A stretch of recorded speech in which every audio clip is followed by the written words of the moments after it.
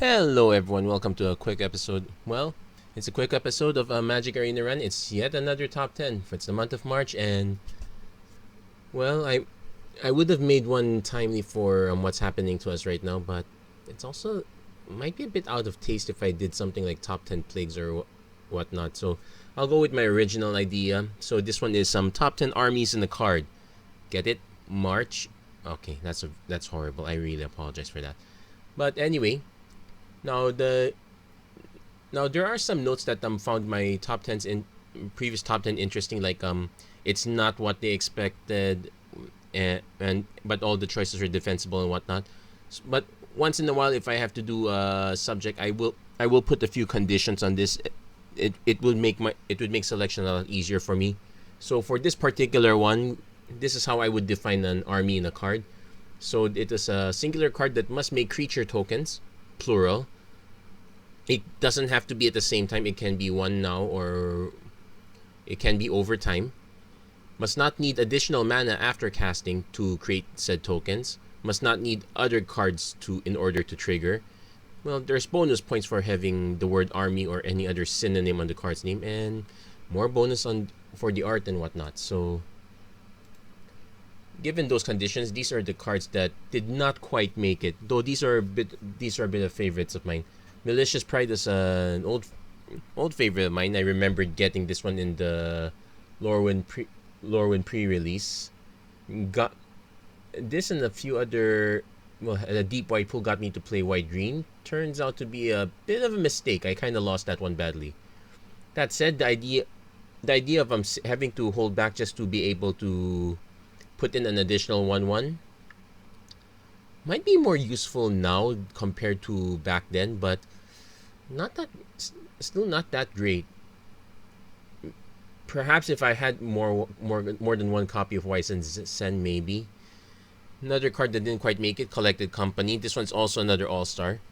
Got you two creatures for 4 mana, but that's the caveat. You have to be running creature cards here, so that's why I didn't quite make it.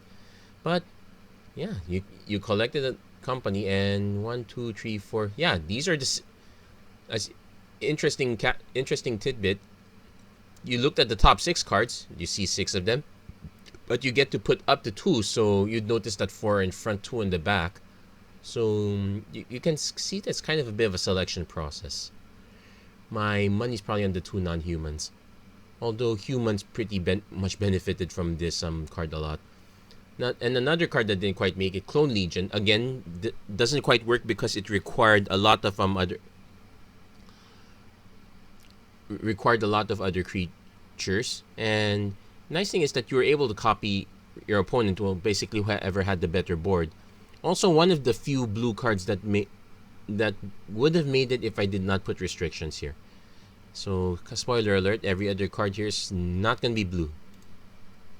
Number 10, this is a card that haunted me back in the pre-Eldraine standard. This was March of the Multitudes. Once in a while, I would run into this in standard, whether I was running mono red or mono blue or some other deck variant. Once in a while, I'd run into the green white deck with Venerated Loxodon, and if I couldn't wipe out their creatures, guess what? They were gonna have a lot more creatures. End of turn. So you could just pay this straight up with mana, though. But having creatures was kind of a bonus here. So maybe that's kind of why I put this in number 10. This probably would be better without the conditions I set. Number 9, there's the old classic, but this is kind of what solidified Boros as the color of enchantments that make creature tokens every upkeep. So here we have Assembled the Legion, 5 mana. At the beginning of your upkeep, put a muster counter on it. Then you create a 1/1 red and white soldier creature token with haste on the battlefield for each counter. So turn 5, you cast this, the squat. Big upkeep turn 6, you get 1/1 red white with haste. Turn 7, you get 2. Turn 8, you get 3, 4, 5, 6, so forth, so on. It's a decent rare for limited, but it's very weak at that because it came down way too late. Sure, you could get quite a lot of creatures, but the board would have to be somewhat in your favor for these 1/1s to be relevant. That said, this does wonders in multiplayer games, so I guess that's where it fits in. Then here we have the new modern version from Eldraine, Outlaw's Merriment, only 4 mana this time, and at the beginning of your upkeep, you only get one creature, but certainly a lot better than a bunch of 1/1s. So you can see you get multiple choices. You get the analogs for Little John, Friar Tuck, and Maid Marian. If I'm not mistaken, yeah, those were the analogs. Though Maid Marian being a rogue, okay, we'll let that slide. But that said, all of these guys having haste, and all of them, yeah, this was a much more relevant card. In fact, this was very annoying. Like turn 4 this, turn 5 Divine Visitation. Okay, maybe you don't get haste angels, but getting multiple 4/4s would be nuts. Actually, combining Assemble the Legion with Divine Visitation, that's also pretty nuts too. But that said, there's a reason why we don't see these cards much in outside of, say, Commander or somewhat casual play. A bit unfair for Outlaw's Merriment. I've seen a few standard decks running those. But that's why these cards are number 9. And at number 8, we have the opposite spectrum. Now, people will probably be complaining, why is Bitter Blossom so low here? Probably because it only made one token at a time, and it was kind of painful. You kept losing one life. It didn't stop Bitter Blossom from being the powerhouse that it was. In fact, it was this card that pretty much defined the standard of its time. And then we have Bitter Blossom Wannabe Dreadhorde Invasion. So kind of wanted to do the same thing, except it used the set mechanic Amass. So most of the time you were getting one token that just got bigger and bigger. Though sometimes you might get lifelinks, so it does pay back. But that said, extra bonuses, extra points for actually making an army token. But probably not that it's very powerful, at least Bitter Blossom was. As for interesting, maybe that's why it's at number 8.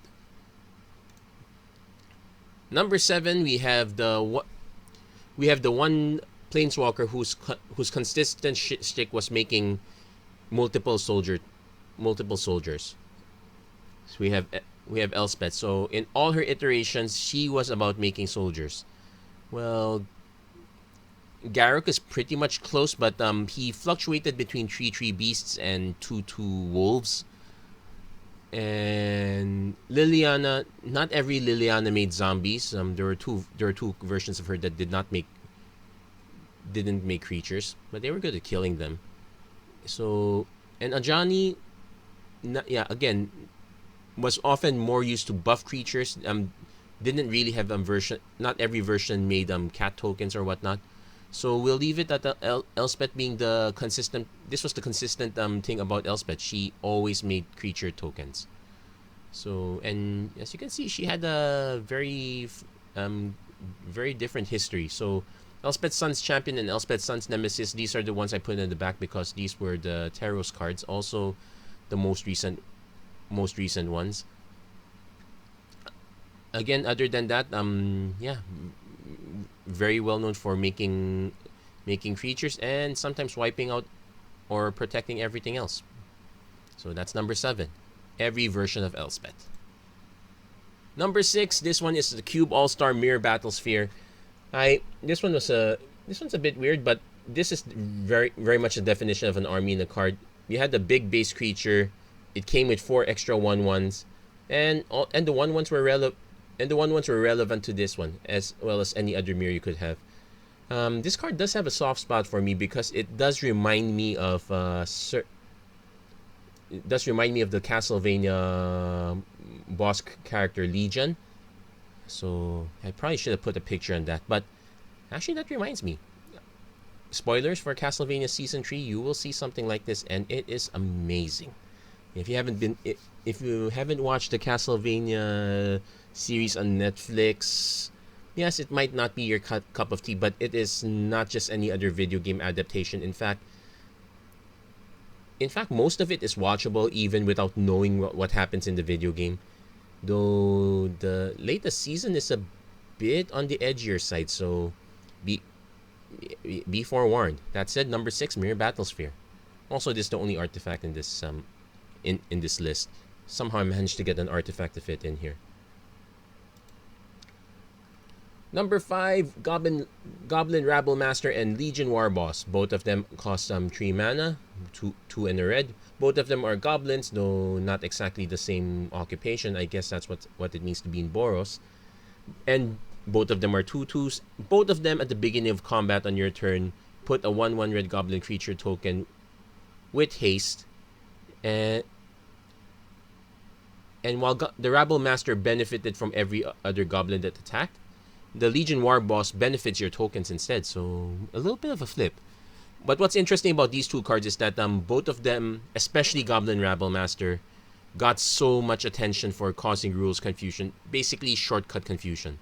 Now the idea was, a lot of times most people wanted to be able to kill before the token making was possible. So what would happen is, okay, before combat even starts, I'm going to shock your Goblin Rabble Master or something like that. Okay, fine. Still my main phase. I'm casting another Goblin Rabble Master. And yeah, pretty much that's, if you didn't want the token, you'd have to call that shot early and hope your opponent did not have another one. And yeah, it caused so much confusion. So as you can see in this in this rule blog, I'll probably put a link of that in the description. Shout outs to Trevor Nunes for writing this one. Also very active in the Ask the Judges Facebook group. If ever you have any questions about the rules, I do suggest going there rather than just asking questions on any random Facebook group. Everyone's very professional over there. Number 4, there are many 4/4s. There are many 4 CMC creatures that attack and make tokens. I chose Hero Bladehold because this one's special place in my heart also. Again, another pre-release. This one was the pre-release promo for Mirrodin Besieged. Personal story behind this. Like the day of the pre-release was the day before and the day after were the 2 days of me taking the architecture board exam. So the day of the pre-release was literally my 1 day to take it easy, and it helped a lot because the second day was just basic practicals, and you didn't there was only so much studying you can do without knowing what the actual questions were. That said, I chose the Mirren side, so this was what I got, and also very well known for having the case of, if you did not know how to order these 2 triggers properly, well, there's an optimal way and there was a suboptimal way. Obvious for those who, and the way it's written, it's a bit counterintuitive. You normally want to put the soldier's creature tokens tapped and attacking first before applying the battle cry trigger. And but other than that, there's an ironic point that there was another hero, the red hero Oxid Ridge, also had battle cry, but did not make tokens, but it had a much more relevant to standard ability at that time. It was very good at shutting out creature tokens from blocking, or is it 1/1s from blocking, or just any creature with 1 power. But that said, there's Hero of Bladehold. Fits the bill because she makes the tokens by herself. All you have to do is turn her sideways. No additional mana needed. Number 3, we got Krenko Mob Boss and Krenko Tin Street Kingpin. I put him up higher in the list because especially very interesting because one of the synonyms for army is, well, a mob. Though obviously a different kind of mob, but both of these guys were very good at making mobs of goblins. Though I would say for commander, Krenko Mob Boss is better. You did not have to commit to an attack. Although I did see quite a bit of Krenko Tin Street Kingpin in the Feather decks back in standard, so not too bad itself. Also has a very interesting character in himself. And as you can see here, he's also one of the few characters that that is known to have actually injured a planeswalker. Not just any planeswalker, Gideon. Guess you can't just turn your back on any goblin. Number 2, this was the one card that would have been number 1 if I did not do more research. It was Army of the Damned. So 8 mana, 13 2/2s. So yeah, this was probably you got the most number of creatures for this one. I guess an argument could be made for Josu Vest, but Army of the Damned did it so much better, and you could do it again for 10 mana. So yeah, you could get a total of 26 2/2 black zombie creature tokens. Now, I hope you don't mind they come into the battlefield tap, but yeah, this was the epitome of Army-In-A-Card. It even says Army in the title. So that's my number 2. Number 1, lots of history behind this one. This one's Decree of Justice. So I need to read this card out a bit because it's a very old one. So it's a double X, 2 white sorcery. So for that cost, you could put X 4/4 white angel creature tokens with flying into play. But you could also cycle it for 2 and a white, and when you did, you could pay X, and if you did, you get to put 1/1 white soldier creature tokens into play. Now, what made this one very special was this one was one of the key cards in the World Championship. So this was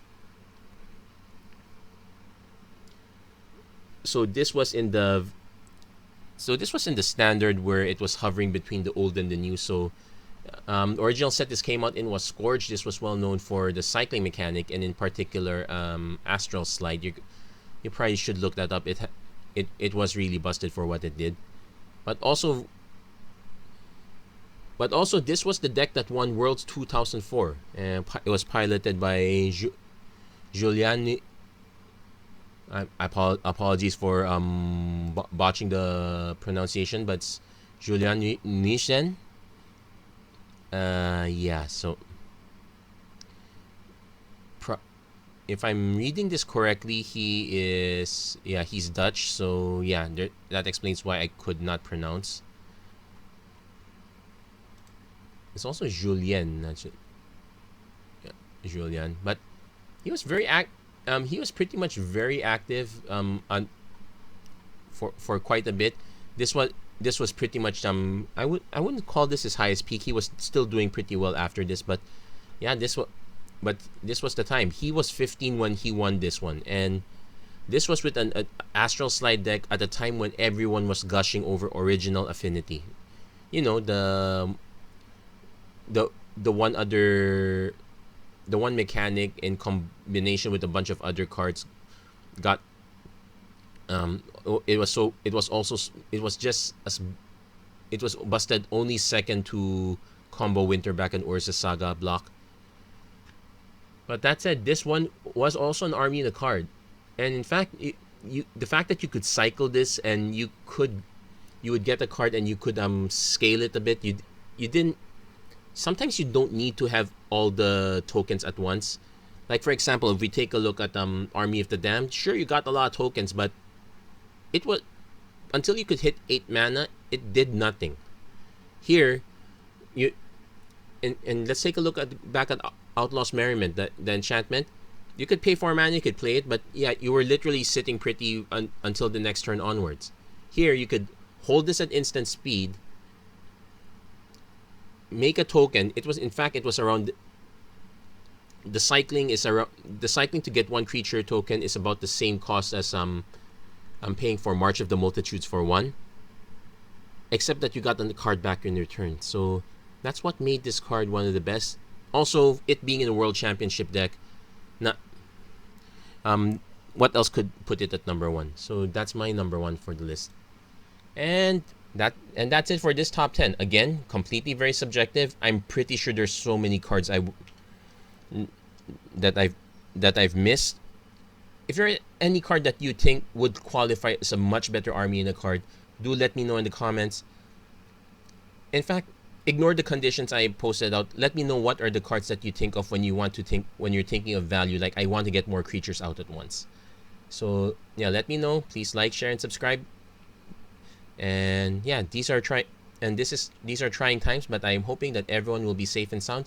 So that's it for this quick top 10. Thank you very much for watching. I hope to see you guys again next time. Take care, stay safe, God bless. Have a great day, everyone.